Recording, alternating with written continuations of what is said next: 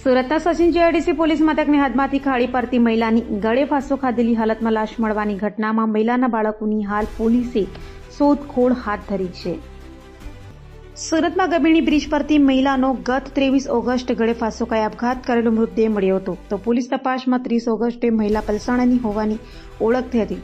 જોકે મહિલા ઘરેથી નીકળી ત્યારે તેની સાથે તેના 3 બાળકો પણ હતા, જેથી મહિલાએ તેના બાળકોને ખાડીમાં ફેંકી પોતે આપઘાત કર્યો હોવાની આશંકા સાથે સચિન જીઆઈડીસી પોલીસે 3 બાળકોની શોધખોળ શરૂ કરી છે. પોલીસે ડ્રોન તપાસ હાથ ધરી છે. તો બાળકો અને માતા રસ્તા પરથી જતા સીસીટીવીમાં કેદ થયા હતા. માતા સાથે 3 બાળકો દેખાયા હતા અને 3 બાળકોને ફેંકી માતાએ આત્મહત્યા કરી હોવાની આશંકા સેવાઈ રહી છે. પોલીસે ગભીણી ખાડી ખાતે શોધખોળ શરૂ કરી છે. તો 3 બાળકોમાં એક 1.5 માસનું બાળક, 3 વર્ષની બાળકી અને 5 વર્ષના બાળક હોવાનું સામે આવ્યું છે. तारीख 23 अगस्त को हमारे यहाँ एक हैंगिंग दाखिल हुआ था, जो अकस्मात मौत एडी बोलते हैं, एक्सीडेंटल डेथ दाखिल हुआ था. एक महिला थी जो वेस्ट बंगाल की थी. उसके बाद तपास में प्योर उसका हैंगिंग आया, तो हमने अकस्मात मौत की तपास छानबीन स्टार्ट की.